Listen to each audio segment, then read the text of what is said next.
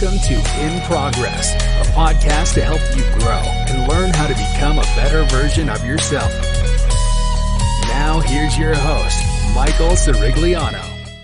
Welcome, everybody, to In Progress. I'm your host, Michael Cirigliano. We have special guest today, techno DJ Alex Kavulich.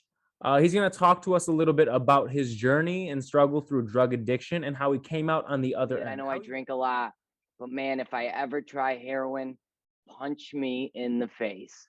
And I meant that. Yeah. Deep in my heart, I meant that. Mm-hmm. But the weird reality of that is that why is it okay to do cocaine as long as I'm not doing heroin? You know what I mean? Exactly. I get that it's a party drug. I get people that do it every once in a while. That doesn't bother me. If it's up to you and you don't get addicted to it, who gives a shit, right? But for me, even though I was a drug addict at the time, still am, but you know, recovering, yes. But it's just weird to think that just because I'm not doing heroin, my life is manageable and my life is fine. I have a job. I'm not doing it at work every day. You know, things like that. Like I used to come into Friendly's when I was serving, and I'd be on Trista's Concerta, which is like a Ritalin. Yeah. And I'd be bussing every single table and yeah, man. Top speed. And I thought it made me a better employee when in fact I was just an asshole. But anyway, I was introduced to heroin. I picked him up in my 98 Grand Prix, the good old I remember that baby, the good old baby. And we went to go pick it up, and he actually only bought some for himself. And I looked at him, and he turned to me. He's like, "Man, you don't want to get in this shit." And I turned to him. I was like, "Look, dude, I'm not gonna get hooked on it. Just let me try it." So he put it on a piece of foil. He smoked it, and he actually gave me a little bag, which we used to call stamps. Yeah. They're like little. They're like this big. They're not dime bags. They're about this big, maybe like 2 inches long, but thin, like really thin, and it would have the powder in it. Yeah. And you would rip the top of it and pour the powder out to snort it. So I did that, and never felt so good in my entire life. There's a well-known kind of, not proverb, but story, I guess. Try heroin, you do it the first time, you're hooked immediately. Mm-hmm. I believe in my heart that is 100% true, because I did not look back from that day. Yeah. To the point where I quit using cocaine, I quit drinking, I quit smoking weed, I quit using MDMA, Molly, I quit using LSD, I quit using shrooms, just because I only wanted to do heroin and maybe the occasional Percocet or Oxycontin or anything like that. Yeah. Anything opiate. My whole life changed from stimulants only to downers, pills, and heroin, you know, hard age, man. And once I started, I couldn't stop. And some of you listeners might be or now in a similar situation where, and I feel completely bad about this, and I still do to this day, even though I've been in recovery for 7 years, not successful, but you know, I've been practicing recovery for 7 years. But I had a very good friend, Michael knows him. He actually lives in Colorado now, but I introduced him to heroin, and I'm pretty sure he's still shooting up in Colorado. I don't know if Michael can attest to that or not, but I am the reason why that kid in jail, has stolen cars, is still using drugs, and it's sad to think that my life ruined somebody else who had a promising life. And if any listeners are in that same situation, I would just say, try to get help before you introduce people to other things. And it's one thing to say, "Hey man, do a bump of cocaine." But when you come up to somebody with a needle and a tourniquet and say, "Let me do this for you, you'll feel good," that's not a position that you want to be in, especially if you're going to be in recovery. because that's something that bothers me when I sleep almost every single night. I think about that almost every single day. The kid was a very, very good friend of mine. I'd say probably one of my best friends. And I really fucked his life up. Yeah. Obviously, it's his choice to continue using, but to introduce something to him where it's taken that toll on his life, it really pains me, Yeah. I but mean, started using heroin and it's go ahead. Yeah.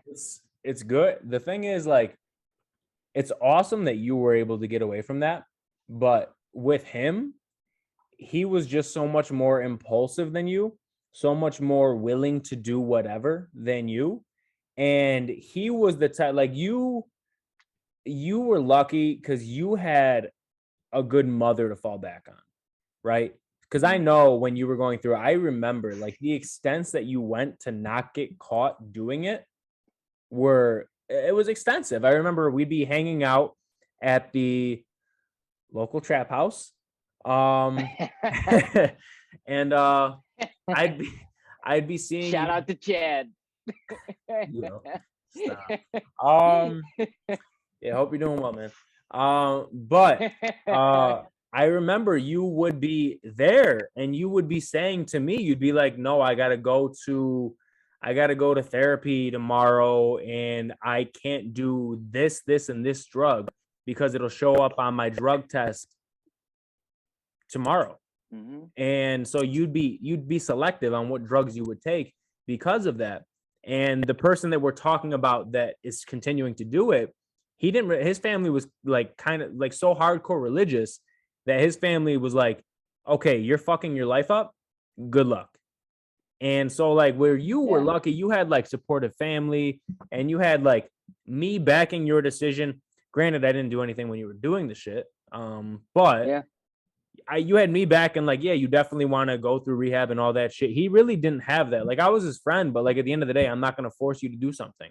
So like when you stopped doing all that shit, he was still going to those same spots and doing it himself, asking for rides and all that shit. And I will never forget. I will never forget to this day the extent. And I don't even know if you remember when we were working at Friendly's. I had to go into work at 4 p.m. You didn't work that day. And it was after you crashed your car. You said to me, can you give me a ride downtown to get some heroin? I said, no, I got to work in like 2-3 hours. You're like, nah, it's going to be real quick. Come back. I'll give you gas money. And you were like going at it. And I was like, no, I won't. And you were like, fuck you. Then you're not a real friend. I remember that. Never forget that shit. And that's just how bad the shit gets. And that's where I was going to get to. I started getting angry. I lost friends, family.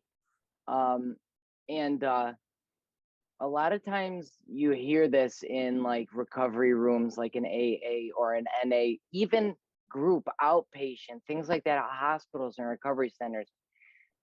Once you hit a low enough bottom,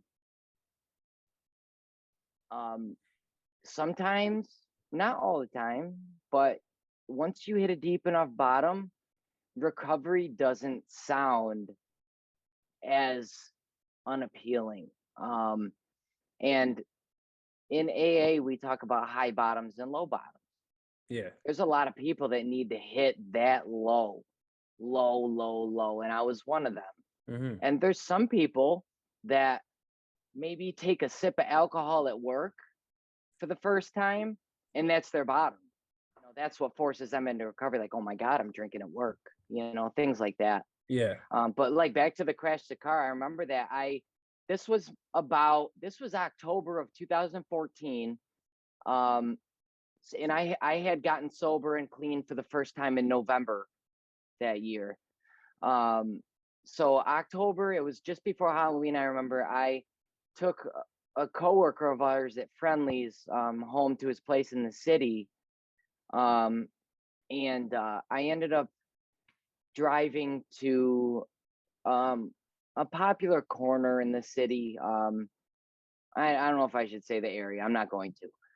But I picked up about 3 or 4 stamps of heroin, and I did 2 of them. So each stamp is about a line, if you snort it, or about a shot if you inject it, which I'll get to because I've done it. But um, I did 2 of them, and I was driving home.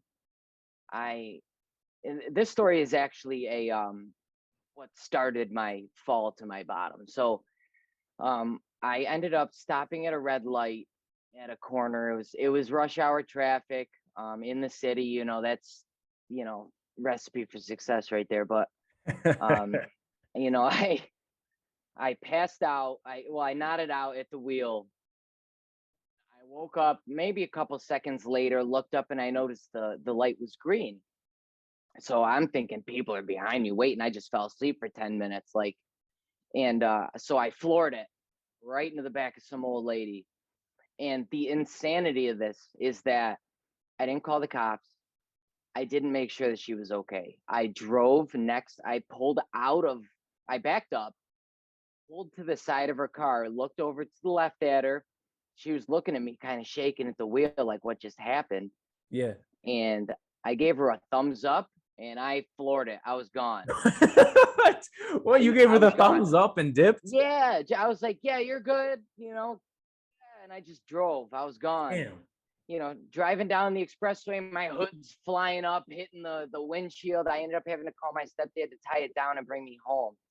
When I got home that night, I got into a huge argument with my parents. I punched my stepdad in the face. Cops got called, this and that. The way that I ended was just the cop was like, just be safe. I didn't tell him I was high or anything. He said nobody reported the accident, and I was good. And that didn't stop me. So about a month later, end of November, I was sitting outside at Friendly's, and I had a doctor's appointment that day with my psychiatrist at the time. And so, not to my knowledge, she drug tested me because my parents asked her to.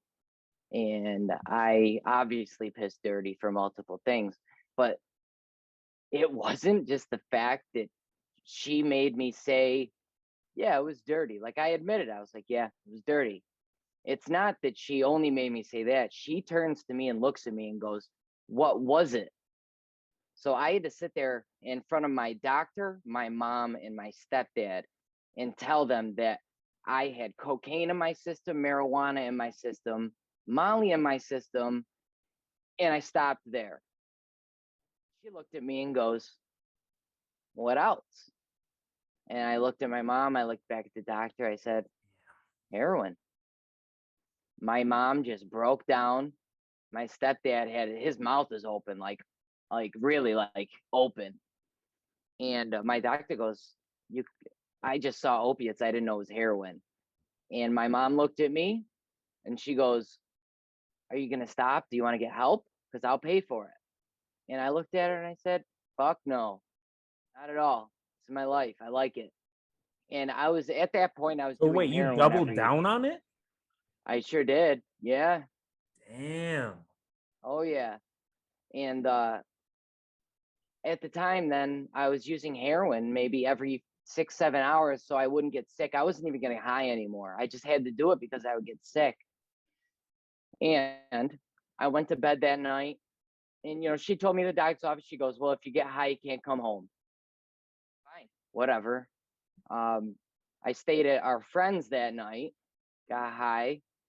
I woke up the next morning and I was in tears. I was crying. And this was the first time I had cried since probably I started using drugs, because it numbed everything. Yeah. And this is where my recovery begins, right? Mm.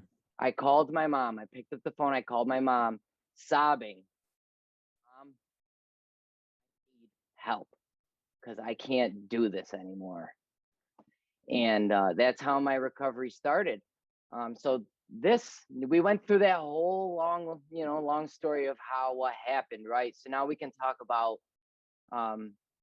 what it's like now and what I'm doing for you listeners out there that are listening to this, to if you were in a similar situation and currently are, what you can do, what I did to get out of this. And it hasn't been an easy road, and I'll get through it with the details, but it's always been great to have support with me, like from my family and you and, our whole friend group and everything. Like, without the support of my friends and family, I wouldn't be where I am today. Like I said, it hasn't been an easy road, but I ended up signing up for outpatient at a hospital in town, and thus started my journey. What's funny, I went to my first outpatient. It was at nighttime, and it was my first group session. And some other kid who was signing up, because we had to go in and sign our names to make sure that we were there. Yeah. Another kid who was actually in the same group as mine showed up, and it was his first day too. And I looked at him, and I kind of asked him, I was like, what are you here for? And he goes, weed. And I looked at him. Oh, yeah? I looked at him. I was like, weed? Like, weed? What do you mean? He looked at me and he's like, well, what about you? And I'm like, speak a word to me the rest of the day. He's like, yeah, I don't want to even talk to this motherfucker He's like, anymore. I don't want that shit. Yeah. So I went to the first group session, and I'm there and I'm nitpicking everybody there, like, these people are never gonna get this shit, and these people are hopeless. Not like And, you. Not like me. I was gonna take this by the storm, and I was gonna be using heroin in a year or two, and I'm gonna do it and manage my life, and I'm gonna be great. Oh, so you went in there with the mentality that you were gonna be a functional heroin addict. Yeah. Oh yeah. Yes. Totally. And I remember when the counselor turns to us, and we had to go through like a whole list of things, like how long have we been clean and sober, this and that. And I remember when he goes clean and sober, and I turned to him, I was like, sober? What do you mean we can't drink? He's like, no, this is abstinence here. And I'm like, what the hell are you talking about, abstinence? I don't have a drinking problem. I'm here for heroin. Right, exactly. Let me get the other shit. Yeah, like, what's the point? Drinking, it's legal, Fun fact, is actually more poisonous and dangerous than heroin. It's actually deadlier. Really? More people die from alcohol than opioid overdoses. Not to say that opiate overdoses aren't good, Right. But yeah, more people die, and you actually have more severe withdrawals from alcohol withdrawal. So anybody out here addicted to alcohol and are trying to stop, make sure you go to a detox, because you can die from the withdrawal. I went through the group, and then my actual bottom came. I went out to a friend's house, who was actually a friend in the outpatient that I was in. We went out, and we're just driving around, and I turned to him. I was like, dude, you're not a real friend unless you do heroin with me. And he's like, yeah, man, let's do it. And I'm all anxious and shit from doing the outpatient and this and that. And wait, hold up. Yeah. So you and somebody from outpatient were hanging out, and then the words that came out of your mouth were, you're not a real friend unless you do the thing that we're in here for with me. Yeah. Oh, yeah. And it was like consummating a marriage, except instead of sex, it was drugs, Right. Yeah. Naturally. Yeah. So anyway, yeah, continue. I'm sorry. We're true friends once we do heroin together. Right. I don't know what I was thinking. So we waited like 3 hours for this guy to show up. Guy that I don't buy from. So I was kind of nervous at the start. Turns out, mixed with fentanyl. First time I've ever gotten fentanyl before, because back at the time I was using heroin, fentanyl wasn't a thing. It was just coming out by the time I was finishing. I mean, it's not lucky, but I guess I was lucky that I was getting heroin and not fentanyl. But right. I ended up ODing. Heart stopped breathing. Phone was dead. Nobody could reach me. Go to the hospital because my friend was too scared to call the cops, thinking he'd get in trouble. Luckily, I pulled through.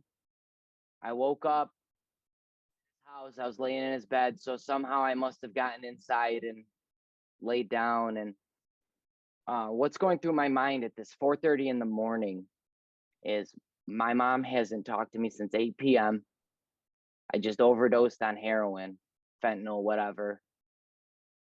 Like, if I was a parent, think about that, Mike. If you were a parent and you know that your son is a heroin addict and you haven't heard from him since 8 p.m. and it's 4:30 in the morning, what do you think? What do you think? He's Back. dead, right? Yeah, he's dead. Oh, well, right? yeah, actually, yeah, you're right.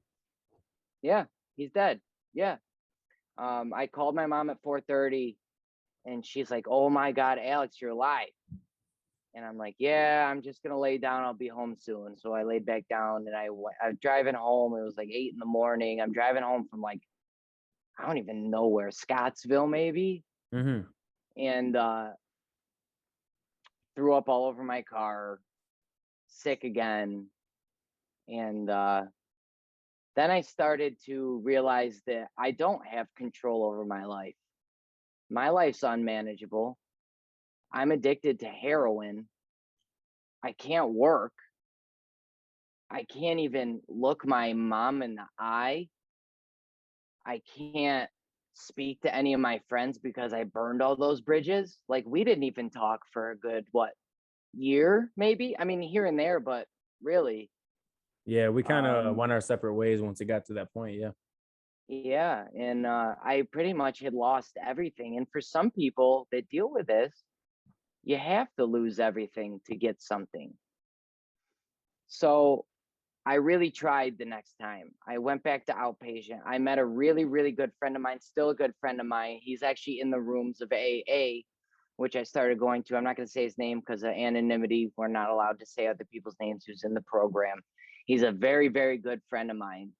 I met him in my outpatient group, and him and another friend of ours in the outpatient, not the one that I was with that used with, but another one. He's actually not around anymore. He passed away from this illness as well. And we ended up going to our first AA meeting.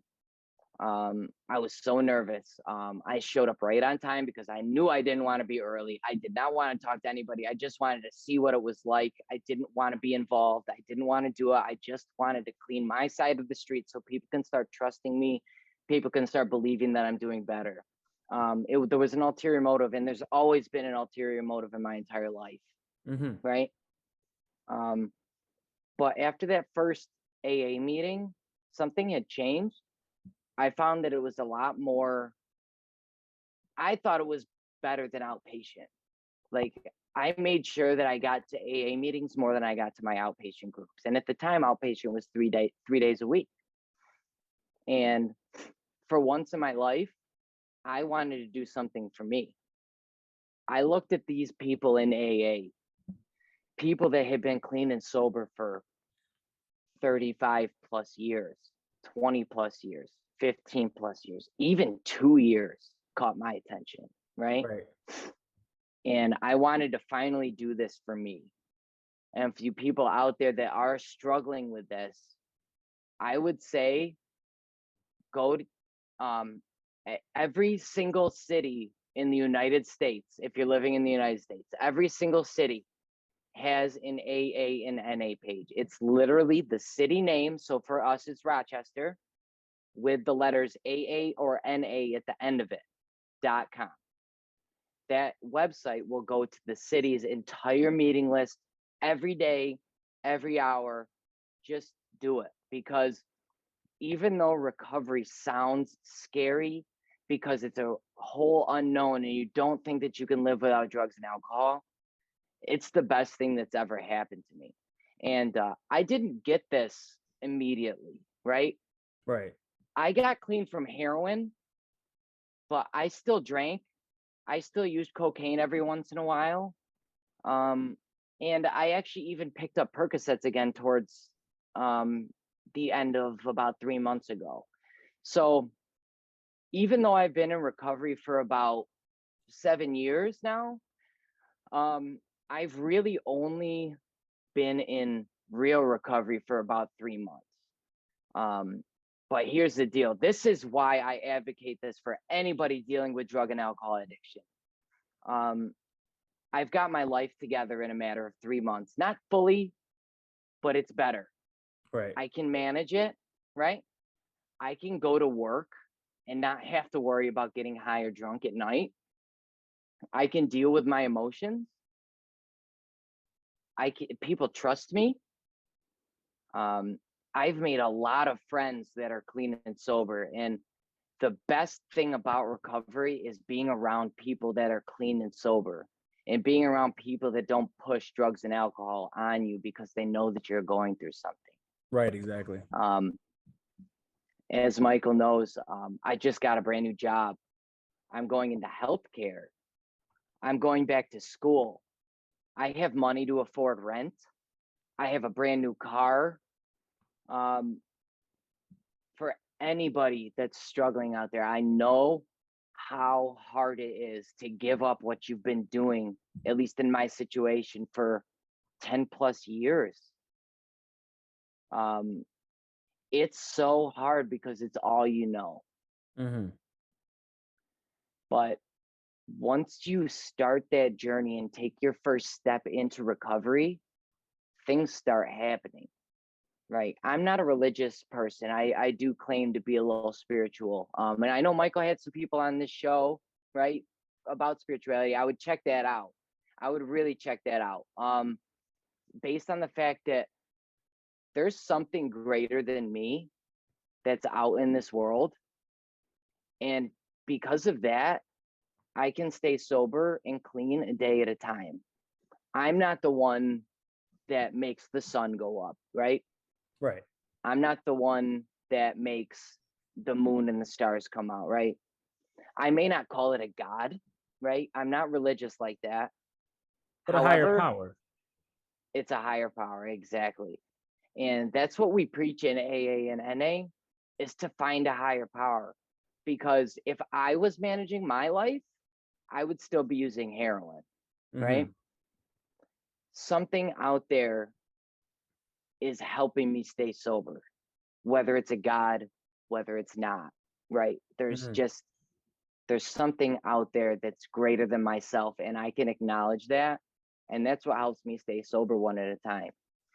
And one at a time is a huge, huge, huge thing for me. I know that I'm not going to drink or use a drug this minute, right? But an hour from now, maybe I will. I have to take it. Literally, for me, I have to take this a minute at a time. You don't have to accumulate 20 years sober and think from the day that you recover that I'm going to be 20 years sober. You know, it could be a goal, yes. But you have to take this minute by minute, second by second, day by day. Make it a lot more manageable. Yeah. Oh, yeah. And this was the hardest thing I had ever had to do. It was the hardest thing I've ever done in my entire life. And when I was using drugs and alcohol, I hated myself. There was a point where I didn't care if I really lived or died, because my life was just a spiral downward. And once I started recovery, it's just amazing the things that happen. Like, I appreciate a sunset. I appreciate the friends I have, the family I have, the support I have. My girlfriend's a huge support in my life. Mm-hmm. Just the things that you gain from being clean and sober are immense. And we say a lot of things in AA. We have our slogans and stuff, you know. Right. And, one of them is things materialize, but sometimes quickly, sometimes slowly, but they always materialize if we work for them.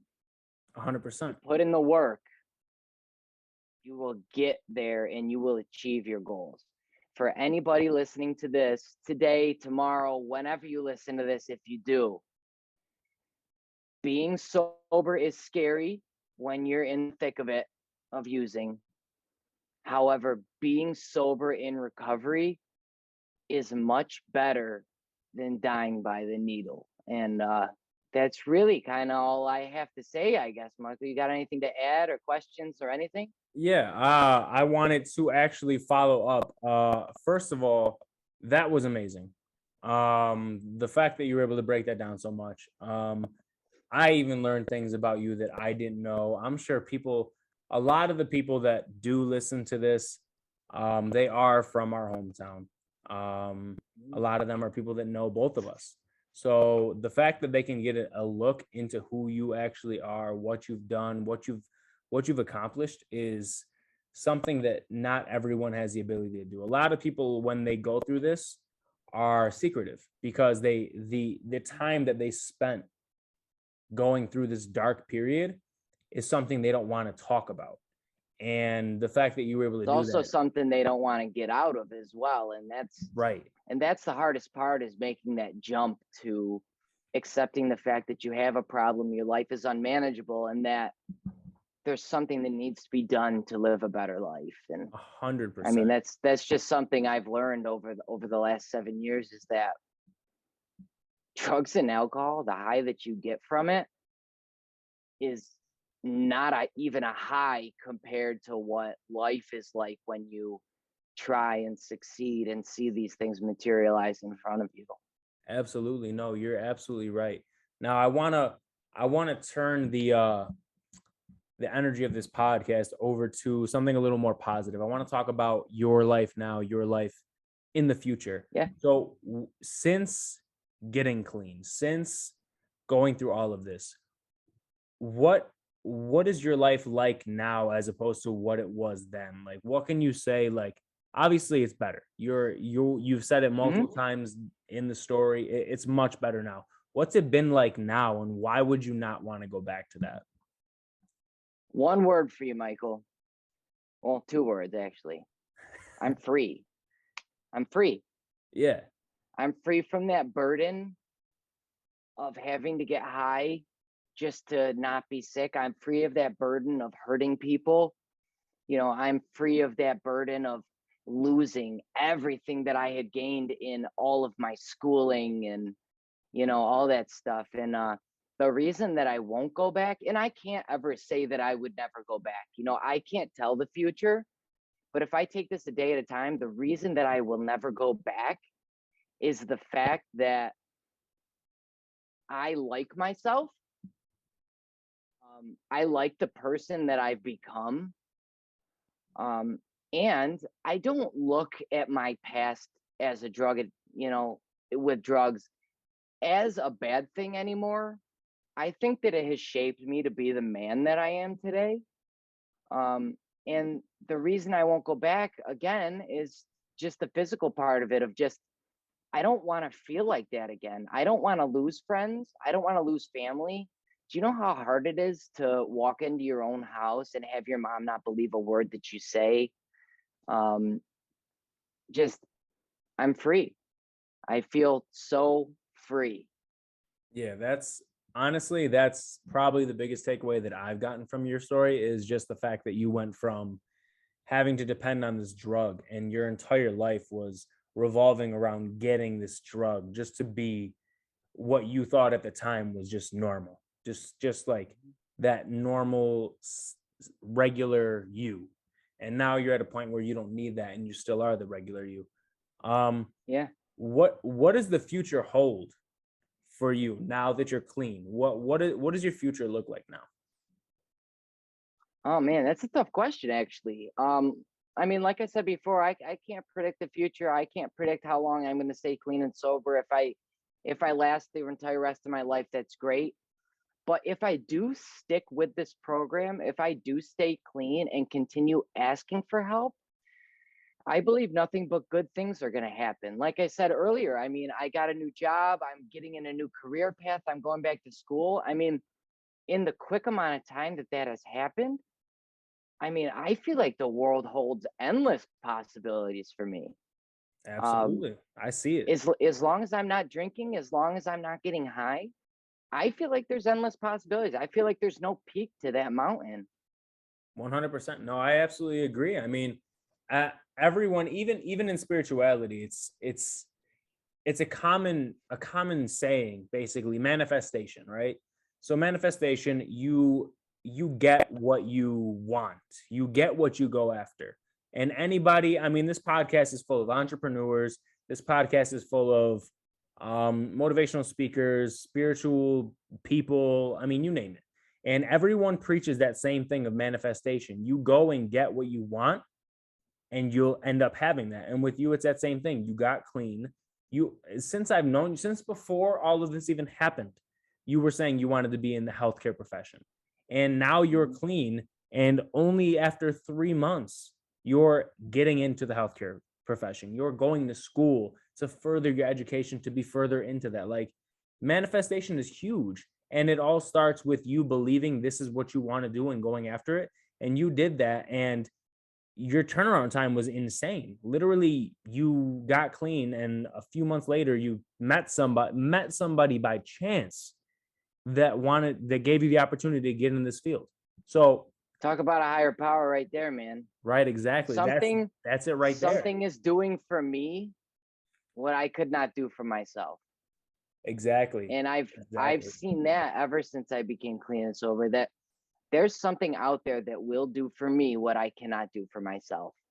And like, even though I don't consider myself religious, I do like to dabble in that spiritualism. And man, there's something, I don't know what it is. I don't know what I believe 100%, but there is something out there that just makes the world go around. And you're right, that manifestation, what you believe, you know, a lot of people say, like, try to achieve achievable dreams, right? I don't think that any dream is unachievable. I think that if you believe in yourself enough, you can achieve whatever you dream and believe. So Absolutely.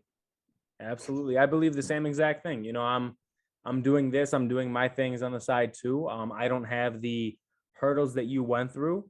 But I mean, that's the same mentality that I have going and doing all of this stuff. Everyone that's been on the podcast, same thing. You believe you want to do this one thing, you just get after it, and getting after it for long enough gets you there. Whether it's like you, 3 months, some people I know after, 3 years, it happens. You just got to continue to put in the work. yeah, like But I said earlier, that one slogan, things will materialize, sometimes quickly, sometimes slowly, but they will always materialize if you work for them. So absolutely. Now, what is some advice that you'd want to give people struggling through addiction right now? my main advice, first of all, don't stop using what you're using cold turkey. However, reach out for help, because I don't know the exact statistic. There are millions of people around the world that suffer from substance abuse disorder, which is actually an illness in the DSM book, which psychiatrists use to diagnose mental disorders. Yeah. And roughly 60% of them will never ask for help. And out of that 60%, only 10% will not die from this disease. Jesus Christ. What I would say is get yourself into a detox, get yourself some help, and just ask. You don't have to ask a doctor. You don't have to go to the hospital. You don't have to go to a clinic. Ask a friend, because if that friend cares about you enough, they will do everything that they can to find a place for you. I think the biggest advice that I could ever give anybody that deals with this is to just ask somebody for help, because even if your life seems manageable now, it can only take one day for you to be dead. That's right. That's absolutely right. Now, one last question before we end this episode. What's one thing that you want people to take away from today's episode with you, the story that you told? What is one thing you'd really like to hammer home for the audience? I just want to hammer home that even though recovery may seem scary to people that are going through this, it's the best thing that will ever happen to you in your entire life, because things will happen that just make life worth living. And when you're using drugs and alcohol, life is not worth living. And a lot of people feel like that. And just because you may not be like a low bottom that we talked about doesn't mean that you don't need help. Just ask for help if you feel like you're having an issue. And one other thing that I'd like to hammer home is that recovery may seem scary because all you know is drugs and alcohol, but recovery is a lot better than being dead. Truer words have never been spoken at all. So I want to thank you, Alex, for coming on to the episode today, sharing your story. That was absolutely amazing. So thank you. Yeah, of course, Michael. Thanks for having me on. Thanks, guys. Appreciate you, brother. Absolutely, man. Now, everybody watching the podcast, I want you to make sure to like, comment, and subscribe to the channel. Any questions that you have for Alex regarding addiction, his journey, your journey, anything like that, feel free to put into the comments. We will get to the questions and we'll bring him back on again for a follow-up episode. I have no problem with that. We're here at this podcast. We're here to make sure that everyone is getting to a better place in life, whether that's financially, mentally, physically, whatever. So feel free to shoot your comments down there, private message me, whatever, and we'll get another episode in to take care of all those comments and concerns as well.